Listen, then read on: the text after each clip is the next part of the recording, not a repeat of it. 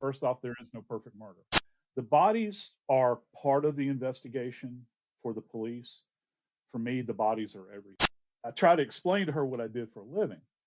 And she said, until I met you, I never thought about death. When I left Fulton County, the last time I left my office in Atlanta was in the back of an ambulance.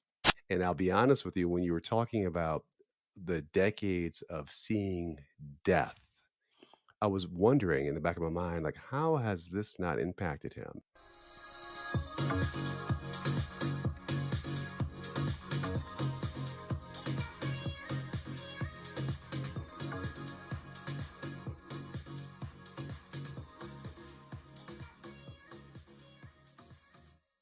Hello, welcome to another episode of the Dre and Smiley, the Inner Circle podcast. All right.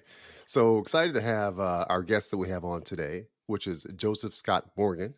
JoScott Morgan is an author and professor and forensic scientist who is considered one of the leading experts in the coroner system in the United States. He has appeared for the past 2 years on both Headline News and CNN as the on-air forensics expert. In 2013, he was named Georgia Author of the Year for his memoir entitled Blood Beneath My Feet, The Journey of a Southern Death Investigator. That sounds awesome. I'm looking forward to hearing about that. Additionally, JoScott, as he likes to be called, has a highly rated podcast titled Body Bags. Body Bags is a podcast where he explores a world that not many have had a chance to visit, the realm of death. So with that, JoScott, welcome to the podcast. Hey, thanks for having me, guys. I really appreciate it. Quite an honor. So let me ask you this. With your background, is it safe to assume that you could probably commit the perfect murder? No, no. I'm joking. Yeah, I'm joking. Don't answer that. I don't want anyone around you to go up missing and they have to assume it's you. No. Let me just set the record straight. First Yeah. off, there is no perfect murder. A lot of people sit around and opine about that and carry on, over a campfire, over drinks, or maybe somebody looks at somebody and says, "Hey, I can commit the perfect murder," but Right. there's no such animal that exists. There is no perfect murder. It's most of the time, if people believe that there has been a perfect murder that has been committed, there is some stone that has yet to be overturned and looked beneath. And sometimes you got to go into the really deep, dark areas, those places that most people, what's the old saying about where angels fear to tread? I think a lot of that, it comes down to that. Conducting a real death investigation it's not tedious, but it's painstaking. If you ever get a chance to see a Swiss clockmaker at work, the finest Swiss timepiece being made, that's the mentality that you have to have. You have to have a real commitment to detail, looking beyond what is staring you in the face, and sometimes it's the most horrible things that you can imagine. And so you have to be able to get past the horror of what you're seeing and then dig into the science, because therein lie the answers most of the time. And that's, some people are very impatient, kind of like a fine wine. People want to uncork it, but sometimes you got to wait. Sometimes it takes time for it to mature. And some things are just not solved overnight. They're just not. But we live in a microwave world, don't we? I mean, we do. Everybody wants things immediately. And we've seen that played out in the news media. It's been played out for years and years. It's not just a recent manifestation. There is nothing new under the sun. Tell me this. So I was thinking of the best way to kind of climb into your head and get a sense of how you approach a crime scene. I want to do that, and then afterwards we're going to go back a ways in terms of how you got into this industry. Sure. So I'm going to play the detective. I'm going to paint a Okay. picture of the crime scene. And we'll take maybe a minute, 2 minutes or so, and walk me through the questions you would ask. I'm the detective. I'll lay out the crime scene and tell me how you would kind of unravel what happened here. Okay. There's a young woman Mhm. who's been shot in the head. Okay. She's sitting on the couch, kind of slumped over. Next to her, there's a young man who's also been shot Mhm. in the head. The gun is there near his hand. Mhm. It's an apartment. The apartment is empty. No one else is there. And based on the investigation, no one else has entered the home or left the home Okay. but these two. Action. Haha. The no, the investigation got started way before someone like me ever arrived. So from the moment in time that that patrol officer rolled up at the scene, I want to dig back in to the histrionics here. How how was this? How did this couple come to be found? Because They, it's always that's always key, and so many mm, times, and it goes back to this idea of seeping down into the groundwater, the your purpose, and understanding that it takes time, and you have to go back and look for those devils that indwell the details. Who made that initial contact? Did somebody peek through the window? Was there an outer balcony? Did somebody see that the door had been kicked in? Did anybody note that when they arrived at the apartment, the door may or may not have shown evidence that it had been manipulated in some way? Because you can come upon a locked door, certainly in an apartment, and the door would be locked. But that's not necessarily a clue. That just means that the door had been locked. So who had access to these two individuals? And our working premise, understand that from in my world, um, and this I don't want to bury the lead, but in my world, I'm not a homicide detective. In my world, I'm a medical legal death investigator. So um, that means that I'm the eyes and the ears of the forensic pathologist on the scene. Because contrary to what you see on television, they don't go out into the field at all. I mean, on rare occasions they might. Um, so my interest in this case, these two individuals that are deceased, is going to be different than what the police are looking at. The bodies, and I know that some police will take exception to this, the bodies are part of the investigation for the police. For me, the bodies are everything. Uh, the end game for the police is to quote unquote bring justice, whatever that means. I don't I don't have an interest in that because that's not what I'm trying to do. I have an interest in determining manner and cause of death and who they are. And mm, if you find out who they are, a lot of stuff, it's like in the wintertime, particularly down here in the South, if you hadn't broke out your sweaters when you're little and your mama gives you a sweater when it's cold outside and there's a string holding, that's hanging down off of it, what does she tell you? Baby, don't pull that string. The whole thing will mm, come unraveled. mm, And you look for that string to pull on it. Mama always told you not to pull on. And that string represents the science that goes into the scene. Because, the police, their focus most of the time is looking for a perpetrator. And our working premise in all cases, and I don't care if it's, forgive my southern vernacular, but I don't care if it's an 88-year-old mama that's found dead in bed. My working assumption is that she's the victim of a homicide, because to not make that assumption from Jump Street is to do a disservice to her, because I have to eliminate that first. So I work every case as a medical legal death investigator from the perspective of this is a homicide. And once I can eliminate that, then I'm down to the other four manners of death, suicide, accidental, natural, undetermined. And therein, kind of rest where I dance. And then I feed that information to the police. Of course, I feed it back to the forensic pathologist who's not at the scene.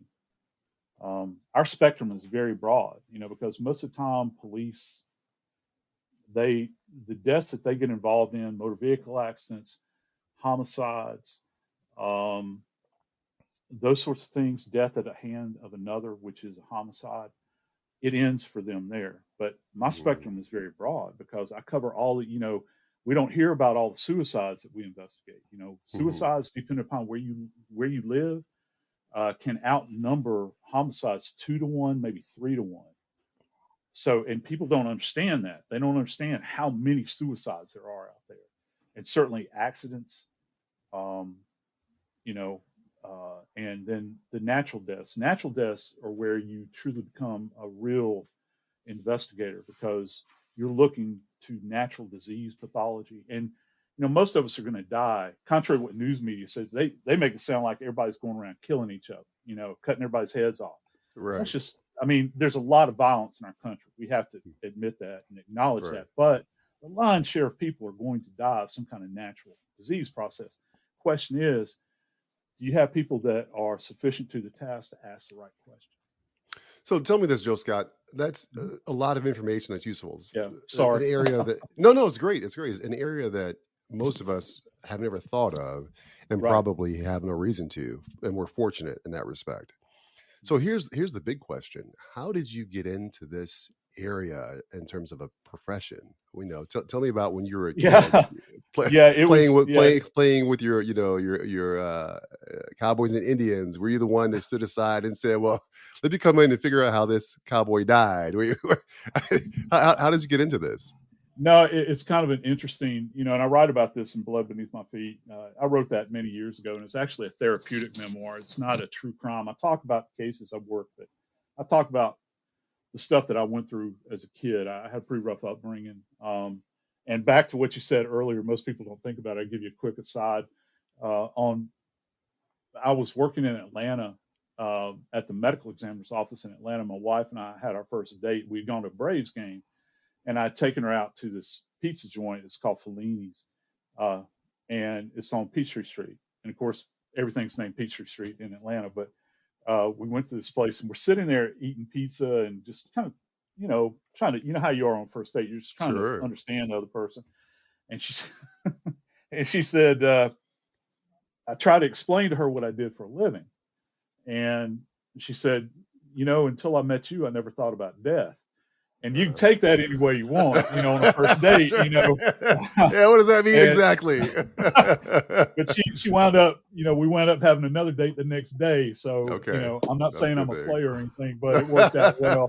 But you closed the deal. It worked out well for me, man. It did. Yeah, It that's absolutely light interesting. of my life. But Yeah. yeah, so for me, I come from what I refer to as I have a legacy of death in my family. I'm named after a homicide victim in my family. So a man that was murdered 13 years before I was ever born was shot down in the middle of the street in West Monroe, Louisiana. Uh, Mm, and he was the brother of my uh, paternal grandmother, whom I adore. But, again, I hate to keep talking about. I'm a Southerner. That's all I know. In the South, we honor our grandparents. I mean, our grandparents are, for many of us, in my case, my grandmother, essentially raised me. And so anything that comes, from grandma's mouth is like the burning bush, mhm. and I heard stories of that, um, growing up. My Uncle Joe, whom I never met, his name was Joseph. And then, of course, I guess moving forward, when I was about six, I guess I was 6 or 7, 5 or 6, I can't remember.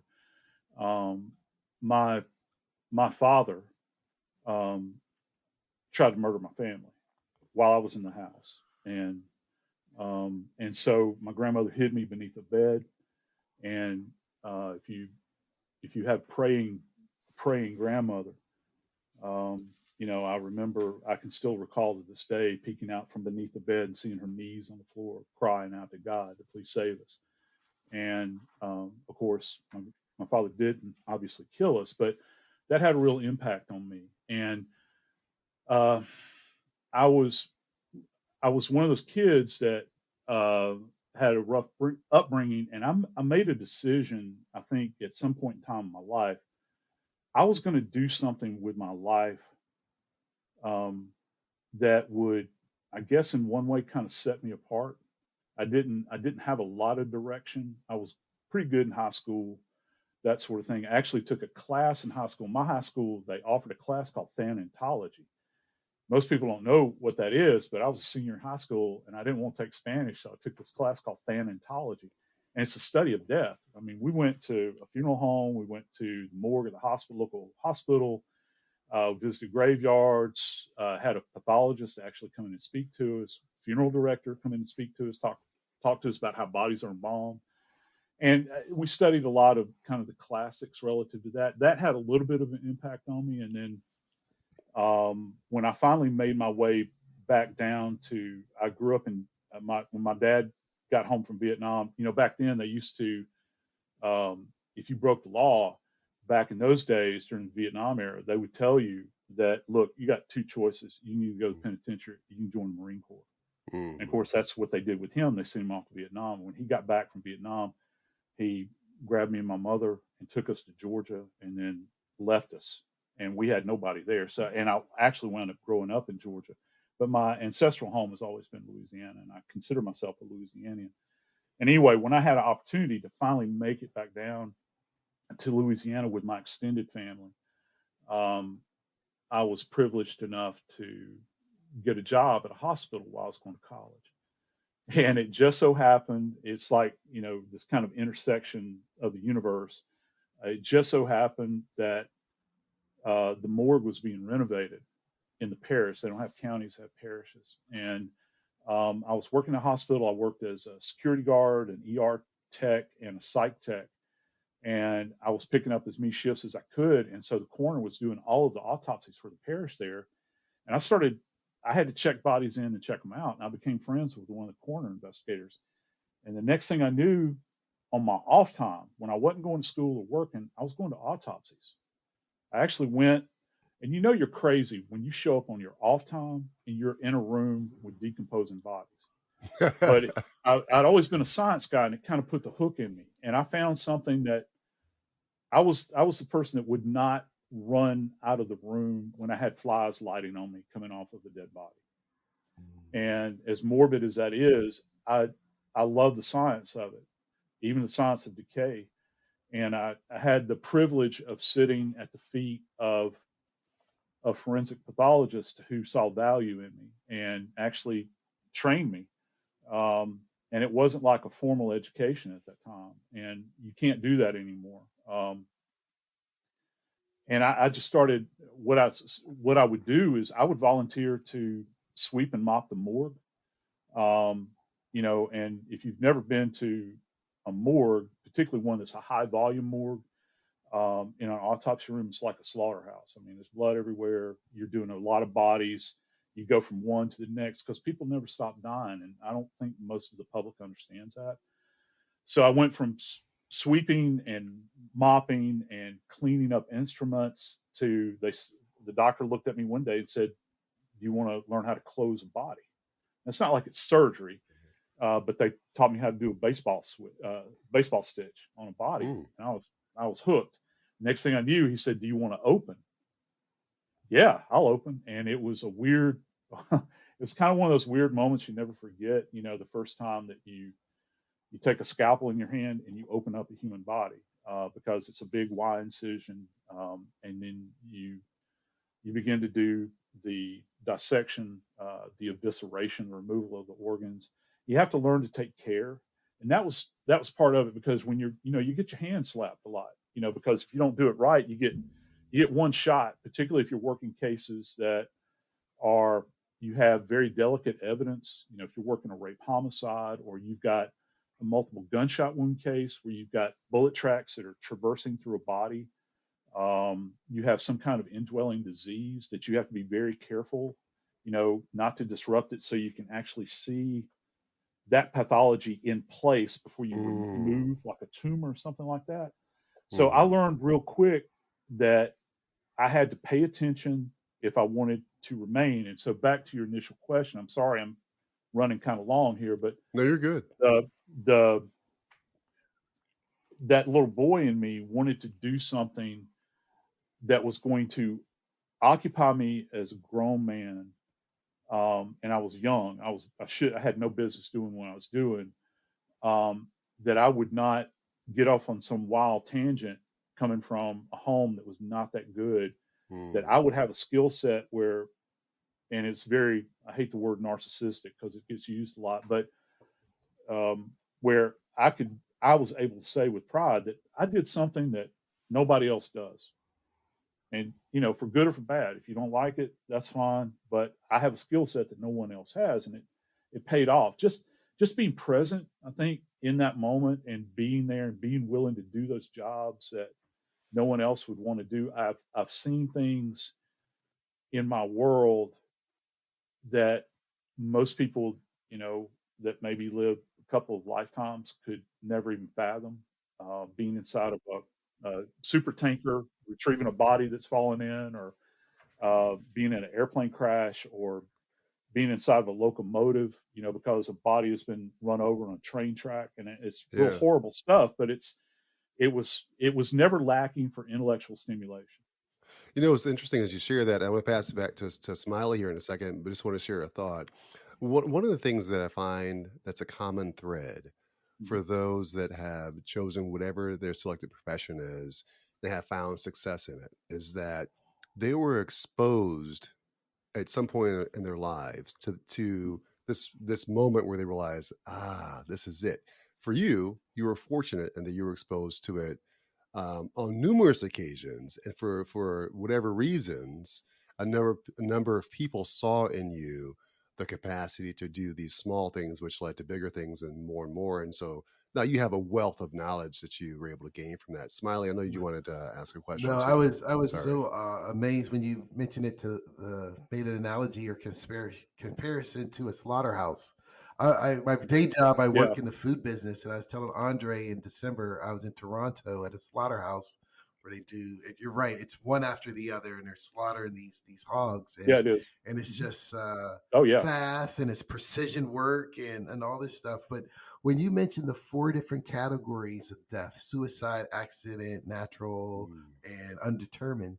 When you look at statistics today, in light of 2023 and all the craziness that's going on, and I Mhm. listened to your podcast on body bags with the Murdoffs and the Idaho.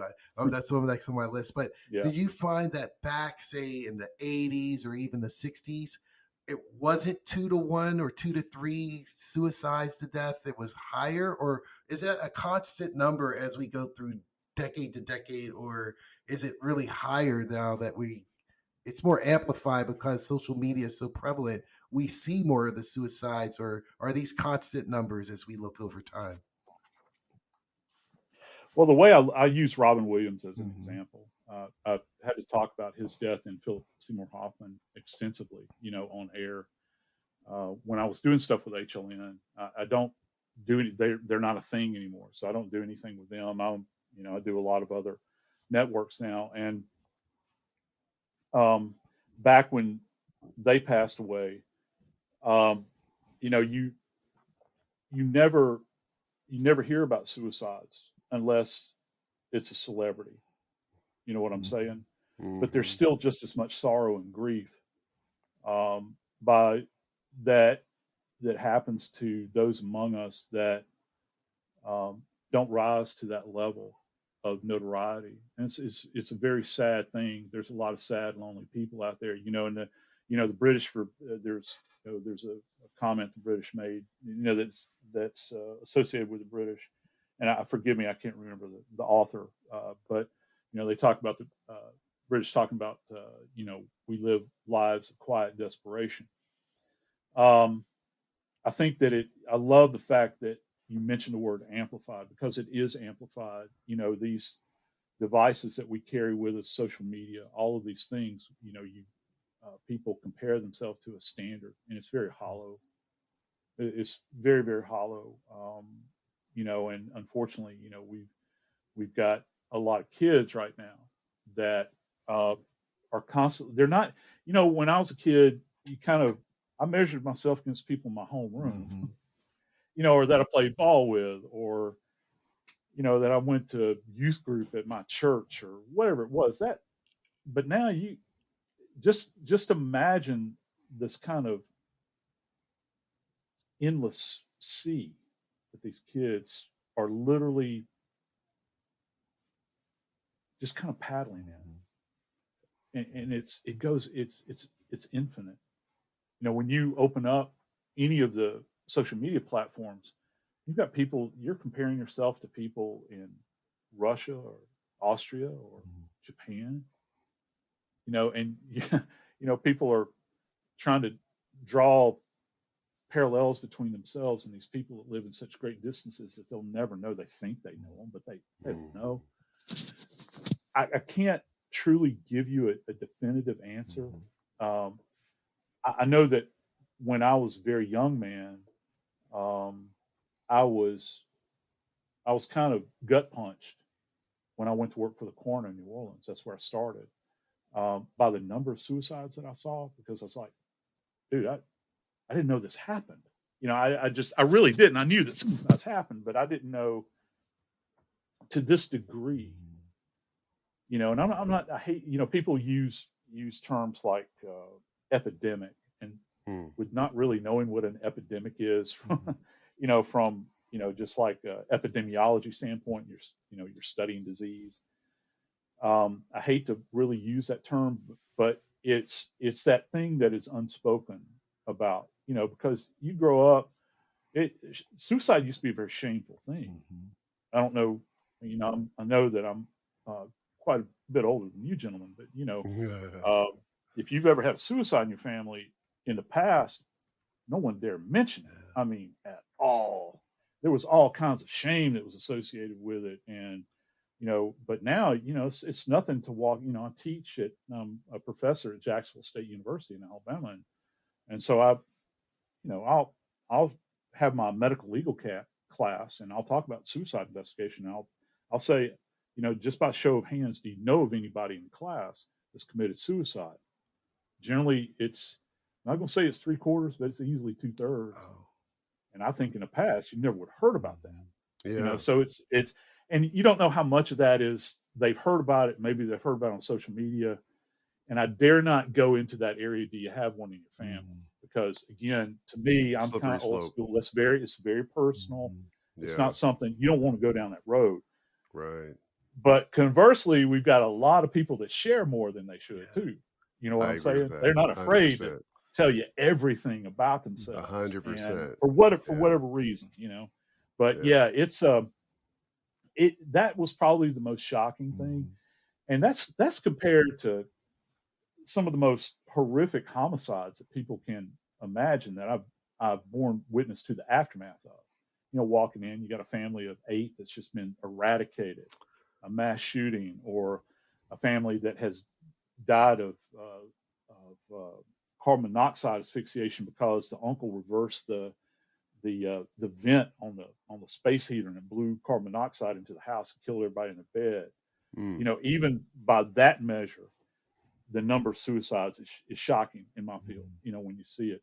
And so, but, back to my earlier premise, I look at any time somebody meets with violence, a violent end, whether it's, a hanging or shooting, self-inflicted gunshot wound, you don't see as many overdoses as you might think.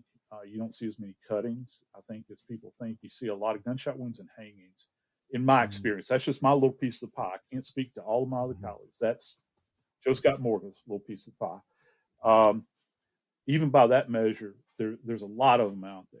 A lot of them. Wow, it's when you mentioned earlier that with your title, you actually go to the field, and I'm a little older. I remember Quincy. Remember the Quincy show? And then I'm from Pittsburgh, and we had a guy, and I wanted to see if you're a medical examiner or a coroner. What's the difference? But the guy we had was Cyril Weck. When I was young, coming up, I know Cyril. Oh, so he was real. Yeah, I've actually spoken at Duquesne. No way. So I'm from there, Duquesne. Yeah. And I love Pittsburgh. One of my best friends is a Yinzer, Yinzer. and so yeah. So I got to hear about the Penguins and the Pirates and the Steelers all the time. And of course, being from South Louisiana, I'm a Saints Oh, fan. So we go back and forth over that. But yeah. So yeah, I've been in Pittsburgh. I love Pittsburgh. It's one of my favorite places. It truly is. I love going there. I love the hmm people. They're different than the east side of the totally, state for me. totally. I love. It's like being in the Midwest, and you got the big city, and the city is beautiful. I don't know.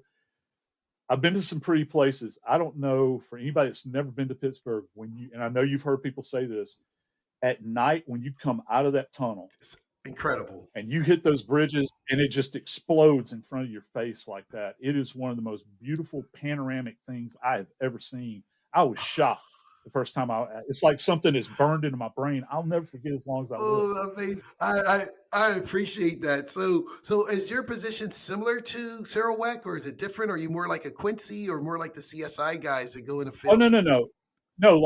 I'll give you an example, a real good example for Dr. Weck. Okay, with him being a chief, he was the chief medical examiner for Allegheny hmm County. I think hmm that's right. I'm not sure. At any rate, he would have had investigators. You have ME or coroner depending upon what system you're under. You would have those working in your office. People like me. I'm a Okay. medical legal death investigator. I've worked in a coroner's office in New Orleans or Jefferson Parish, which is where my family is from. It's the big metro area around New Orleans. And then in Atlanta, you have a medical examiner for Fulton County, and that handles the city of Atlanta and Alpharetta and Roswell and Union City and College Park and East Point, all the cities that you've heard about.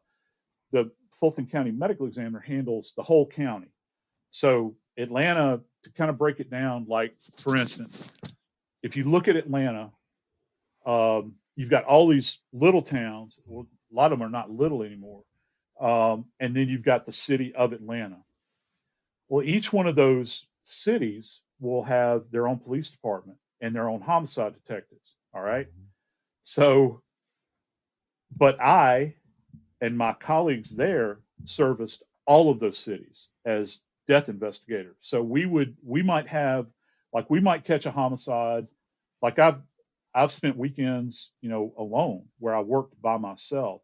I might catch two homicides in the city of Atlanta, and then one comes up in College Park or East Point, or one comes up in Alpharetta. So you have to learn how to pace yourself, utilize your time as best you can, because for each one of those cities, their homicide is the most important one, or their suicide, or their motor vehicle accident, or whatever it is. Theirs is the most important one.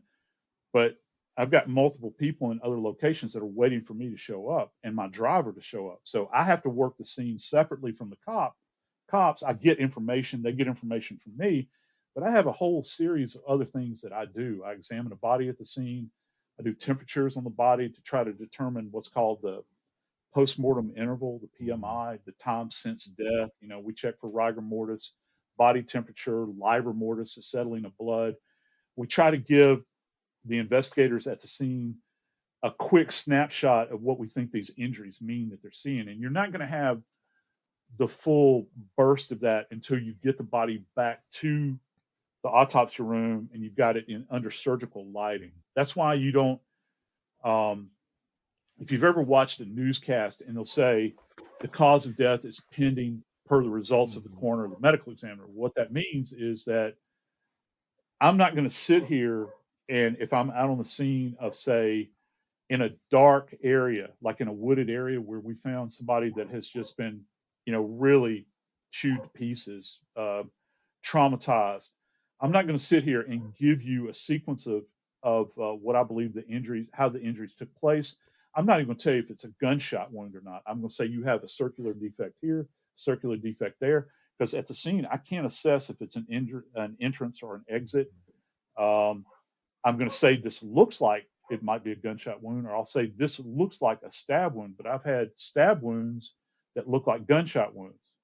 For a long time, the homeless population carried bits of rebar that they would file on one end and they would wrap it with a bit of duct tape and keep it in their pocket. And it's like a shank in prison.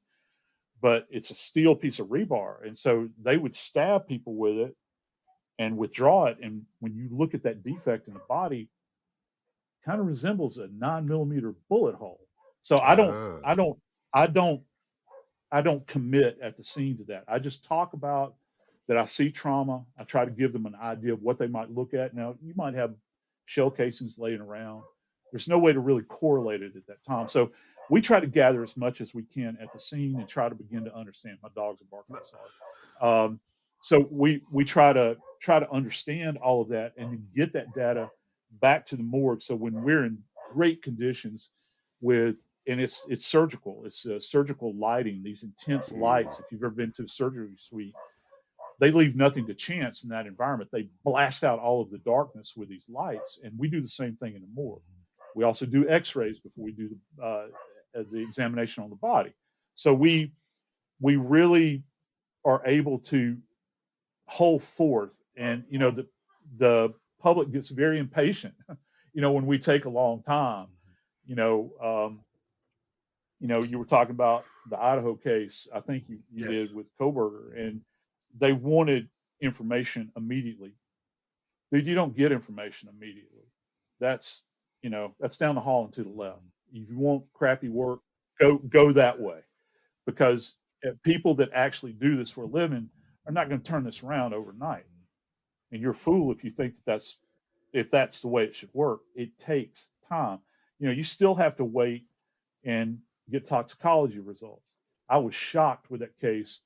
I think the coroner came out like the next day, not under the direction of the police, and she made some interesting. I'll just say there were interesting comments prior to all of the data being in, and it really, it stirred things up more than they needed to be stirred up at that moment in time. And you see that it's not just in that case; it's a lot of cases. And people, you get those intense lights of the media on you, and if you're not used to it, it's a heavy burden, man. I mean, because they're calling you all the time. They want answers. The news cycle's running. So you're having to meet that standard. And you're also, you got a grieving family to distractions. deal with too. So, Yeah.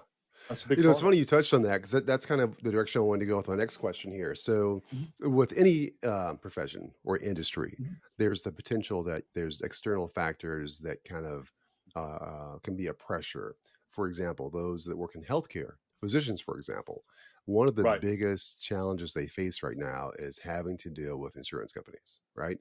In terms Right. of, pay and that sort of thing. So, for you, one thing that's clear is that you have a high passion for what you're doing. You've been doing it for a number of decades.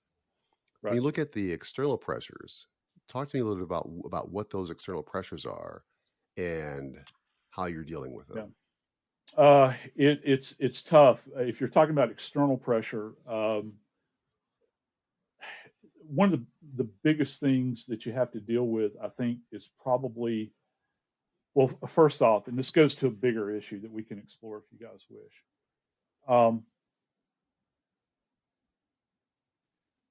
There are certain things in life that you encounter every single day.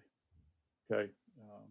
You get your news every morning. Maybe you drink your favorite cup of coffee. You have it fixed just like you want it. You're used to that. You get a kiss from your sweetheart. You eat your favorite meal. You go to work or to a job that is essentially the same thing kind of every day. You become highly skilled at it. You take a family that has somebody like me show up at their door, and I've done 2,000 in-person notifications, and suddenly it's like, and I'm saying this metaphorically, okay? It's almost like you go to a stranger's home that you've never met, and you pull a pin on a grenade and throw it in the door and shut it. That's what you And just walk done to a away. total stranger. Yeah, well, yeah, you go back in, and I've had all kinds of things happen to me when I've notified families. I've been attacked. I've had a lady that started dancing and celebrating. It's run the gamut, but the lion's share of people, they don't encounter death. They see it on the news, and when they come across someone like me, not me, because I'm nothing necessarily special. There's other people out there doing. I'm not doing it anymore. I'm teaching now. Thank God. Um, there are people out there that, right as we speak right now, there is some medical legal death investigator out there right now that's knocking on somebody's door. Just understand that. It could be for any number of different types of deaths. It's not just homicides. It's maybe a suicide or a natural death or an accident.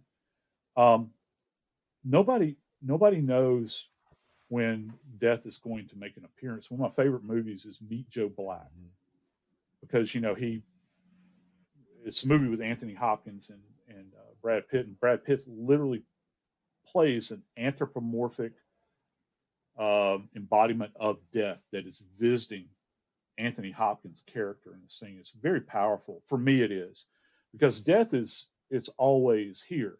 So you've got this pressure that comes about in my line of work in dealing with families and understanding this. There's no, in my field, there's no going out to break up domestic violence calls. There's no getting kitty cats out of trees. There's no helping find a lost child. There's no helping somebody recover a stolen bicycle. Everything that we do in my field is death, day in, day out, 7 days a week, every day of the year. It never stops. It doesn't stop on Thanksgiving or Christmas or any of these things. We get, you never truly get used to it, but it becomes part of who you are. The reality is this the fact that when you go to speak to a family, they've been existing on this kind of little sheltered island where their life is just kind of clipping along. They have cares, but they don't have these kind of cares. And then suddenly they're faced with the reality that person that maybe they held as a baby, or that they shared a bed with for years, or that they had crosswords with, the last time that they saw them, the person's gone. They ain't coming back ever. And it's an odd thing, because it's weird. Probably my friends in social work and psychology will disagree with me, but it happens. Yeah. It's really weird. They talk about the stuff of grief. In my line of work, it's like we see these stages of grief.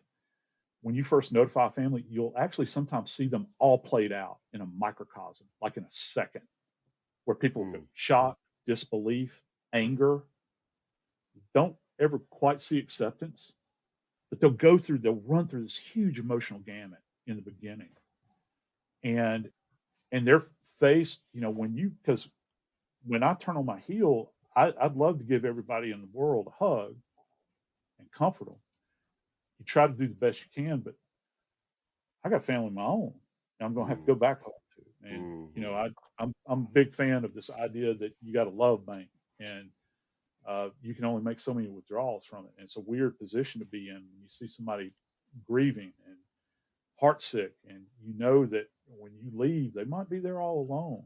I hated those cases where I had to leave a parent all alone at home after their child had died in a motor vehicle accident, or particularly aged people. When you go to their home and maybe they've already lost a spouse and they find out that their adult child has died, you want to sit there with them and say, "Can I call? Do you have a sister or somebody?"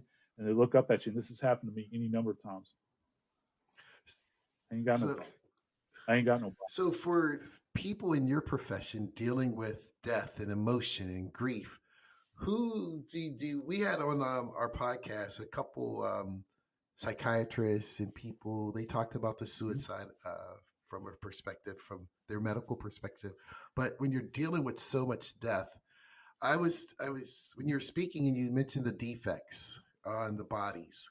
That's the same terminology Right. we use in the slaughterhouses. The pork had a defect, or the cattle had a defect. So I have a defect report. Right. And then what I was thinking when you were speaking, visiting these households or these people, in our space, the person in the kill room, they only get to work so many shifts, and then we have to put them somewhere else because just you watch Right. the animal. If you ever seen a hog slaughter, their eyes are open. So I go through and watch Yeah. every aspect of it because I'm doing the software. So my thing is, for your profession and colleagues, do you say it's a mandatory 6 months and then you got to take 3 weeks vacation to get back in, or do you work like everyone else and take Get 2 your head years, right. or yeah, it seemed like that grief or the overwhelming abundance of death, does it affect you, or does it affect your colleagues? How do you keep your Yeah, or sanity? That's a great how do question. you stay professional without the emotional aspect, or are there outlets or something? You don't. Oh, okay. You don't. And in my circumstance, when I left Fulton County, the last time I left my office in Atlanta was in the back of an ambulance. And I'd been having the same heart attack for 6 months. And it wasn't a heart attack, it was panic Mm, attacks. And, I always viewed myself because, I was talking about when I was, growing up, I kind of set my, you know, I, I set my face like flint, as they say, mm, and just kind of pushed on through. That I bore witness to some of the most horrible things you can imagine, and you feel like you build up this resiliency, um, and you don't, because you never death death is so unforgiving. I mean, and I say that because I talk about death like it's a person.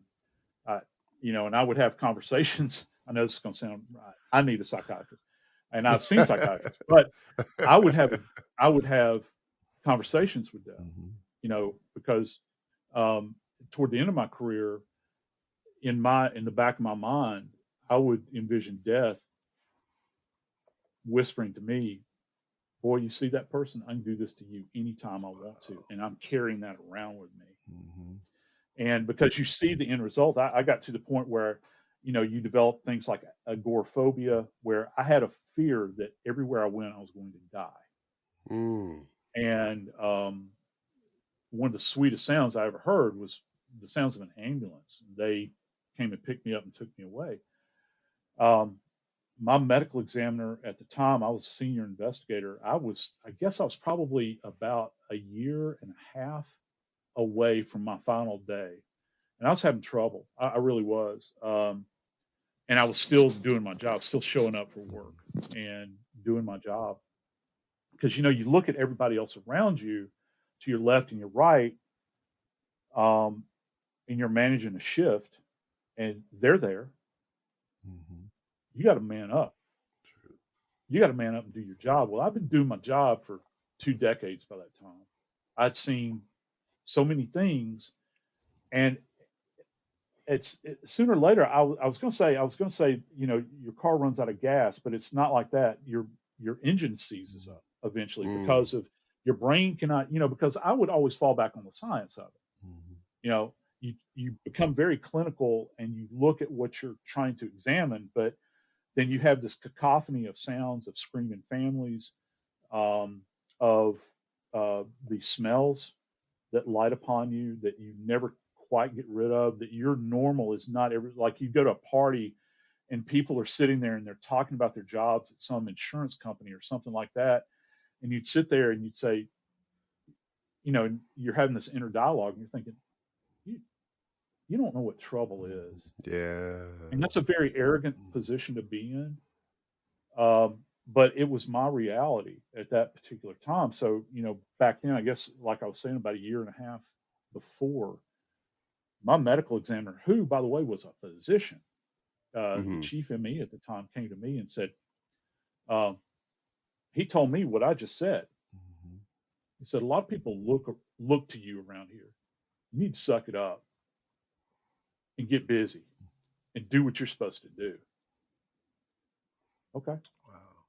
all right, Isn't that something? I'll do it. And even afterwards, when um, when uh, my my wife went, and this is the days before PTSD was as well known as it is now. Hmm. This would have been in 2005. We knew about it, obviously, they took me to county directed me to go. They took me to a hospital and in Atlanta and ran all kinds of tests. They finally got me to a psychiatrist, and the psychiatrist said my wife had to take me there. She was pregnant too, and took me to the psychiatrist. And it's this lady that had her and her family had immigrated when she was a teenager from India. Her name was Dr. Rao. I'll never forget it as long as I live. And she had done her residency in Washington State and had dealt with, as a resident, had dealt with Vietnam veterans coming back. And she told me, and I was a quivering mass. I couldn't even talk. And I was like a child. I really was. I was afraid of everything. And it was just like a total shutdown. And she's talking to my wife. She says to my wife, we're going to give him medication which turned out to be a drug called Seroquel, which is horrible. It's generally given to like schizophrenics. His brain has to shut down. And I slept for, I don't know, probably 4 days. And then I had to go back and see her. And after that, after they just got me calmed down, and she looked at me, the psychiatrist, and I was almost nonverbal, and she looked at me as I sat there in the room, and she told my wife and me, she said, I tried to form the words work, and she said, Mr. Morgan, I am telling you this right now. You can never go back to your occupation. And if you attempt to, I will have you judicially committed. Wow. And that's what she told me at the time. And, when somebody, when that reality hits you and you're a man and that's all you've ever done since I was 20 years old, that's all I'd ever known. That reality, you certainly realize that you're not the cock of the walk, man. You're not 10 foot tall and bulletproof. This death's going to get you, man. It's going to get you. What I love about that story, JoScott, is that, all of us, as men, we're taught to suck it up, push forward, and even our own pride, especially when our family is involved. It's, there's no other option but to push forward. And the story you just shared does a couple things for me. And I think for our listeners also, is to let everyone know that it's normal and okay to feel that pressure and seek help, right? There are so many people, and we're seeing that more and more where it's more acceptable now. But, 10, 15, 20 years ago, the idea of a guy saying, I'm having a breakdown. What do you mean? There's work to be done, And the story you shared is so profound, again, because it shows that this does happen. It's real. It does happen. And I'll be honest with you, when you were talking about the decades of seeing death, I was wondering in the back of my mind, like, how has this not impacted him?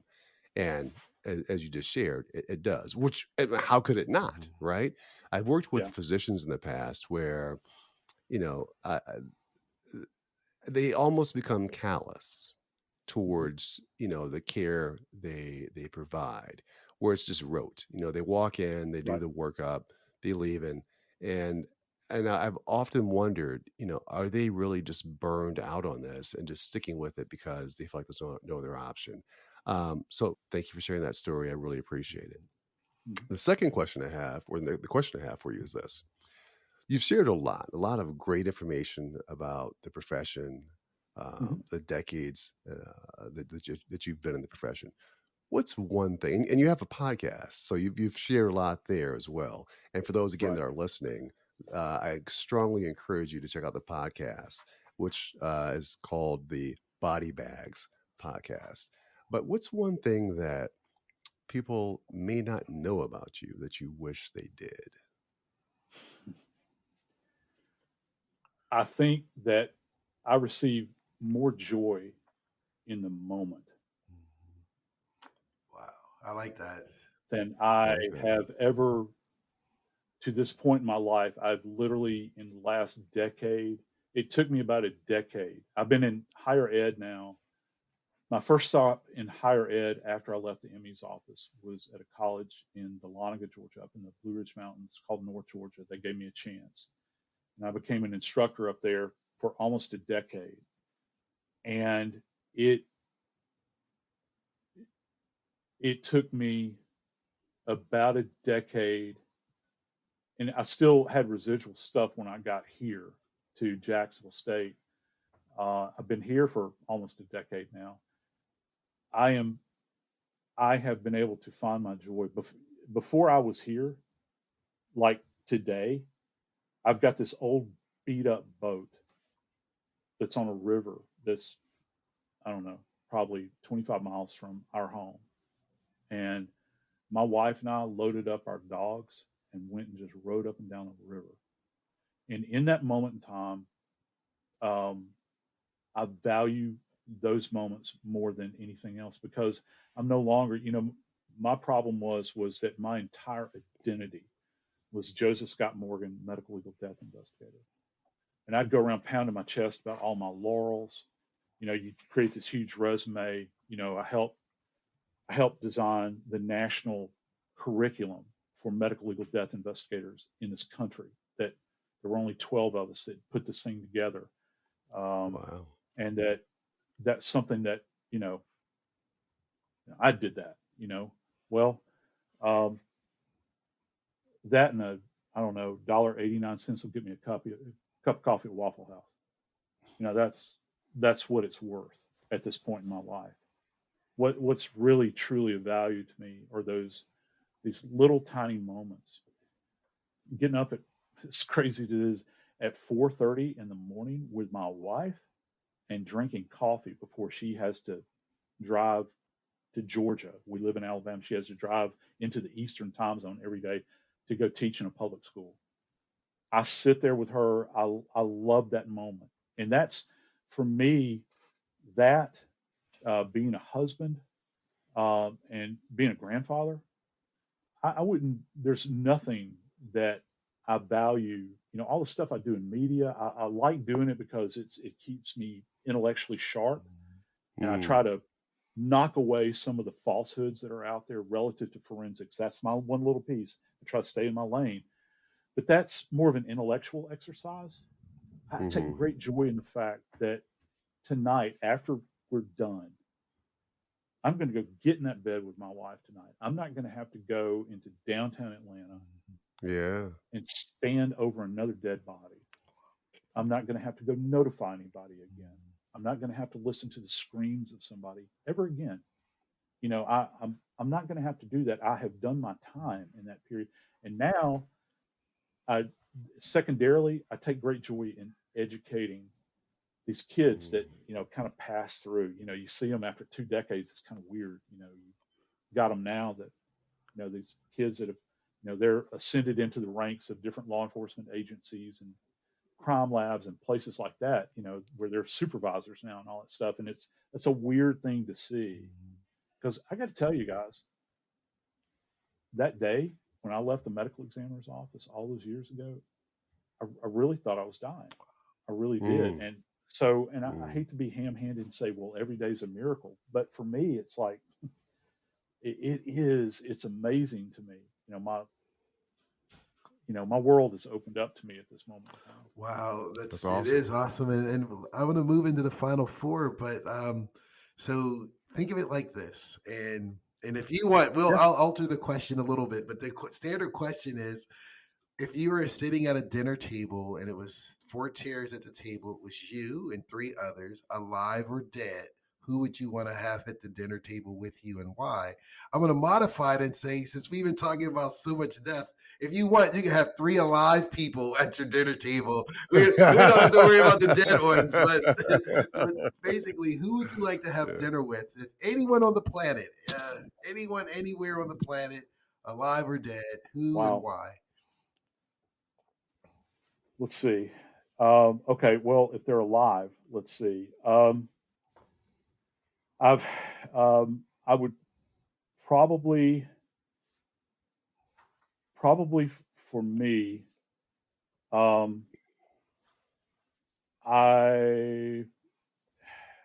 see. I would probably pick my uncle, who is a retired judge now and lives down in New Orleans because I don't get to see enough of him. And I like to kind of sit at his feet and just listen to him talk about things. Probably,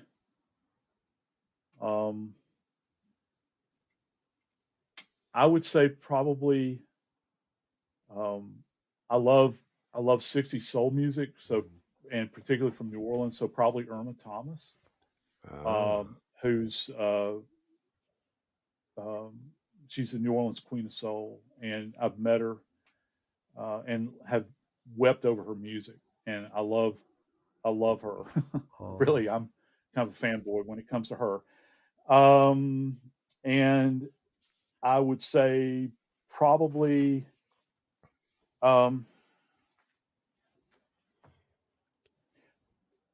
probably another favorite artist of mine is Van Morrison, and he's still with us. He's still alive, touring over in Ireland. I love music, and so being a New Orleanian, of course, I love music. And that would probably be it if you're talking about, because I've met like people that are supposedly really famous, and I've met athletes, and there's a few that are interesting, but I like to be around creative people, particularly people that can sing and create music, and that's something that I love. I love particularly people that can sing soul music, because it's like they've taken a dive into a world that after you sit there and you listen to their music for a while, they understand deeper aspects of things that sometimes the stuff that they sing about harkens back to things that I saw as a death investigator that I only had a hint at, but for some reason they were able to touch the veil, with a lot of their music. So that would probably be my choice. It's kind of boring. Oh, it's exciting. Thank you. That's my choice. Not at all. Not at all. Looking back on your life, personally or professionally, what's been your greatest success? Professionally, I would say, actually, the position I'm in right now. When I was uneducated and had to put myself through college, and nobody in my family, particularly on my father's side, had ever been to college, and now I'm the Distinguished Scholar of Applied Forensics at Jacksonville State, a tenured professor and associate professor. So for me, this is my greatest accomplishment. Plus, I get to represent my university everywhere we go. And we're a small university, Southern Appalachia. We're rural. I love rural people. I've spent enough time in big cities in my career. I love being in this environment and giving these kids a lot of these kids are really poor first generation attendees at college, and giving them an opportunity to see inside of a world that not many people get to. Even if you go to a bigger university, I think that I bring like this little thing from my experiences that opens up a broader world for them. So for me, that is personally, without a doubt, the success of my marriage, without a doubt. And this is why, people seek, I think, many times to have someone that is that truly stands by them.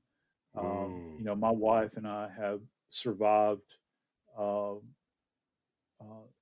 death of a child. We've overcome my issues with PTSD and the things she had to bear witness to, like coming home at night from work, and not many wives have to deal with this, telling me to stand outside and take my clothes off because I smelled of decomposing bodies. When what she endured, going through that, and our marriage is stronger now than it's ever been. There's not too many other people I want to be with other than her. It's just that journey that I'm on with her, and we relish every moment of it. Awesome. I love it. So, I love it. So here's one. What would you say is your greatest superpower? Superman flies. The Hulk has his strength, and the Flash has his speed. But what is your earthly superpower? Uh, I think I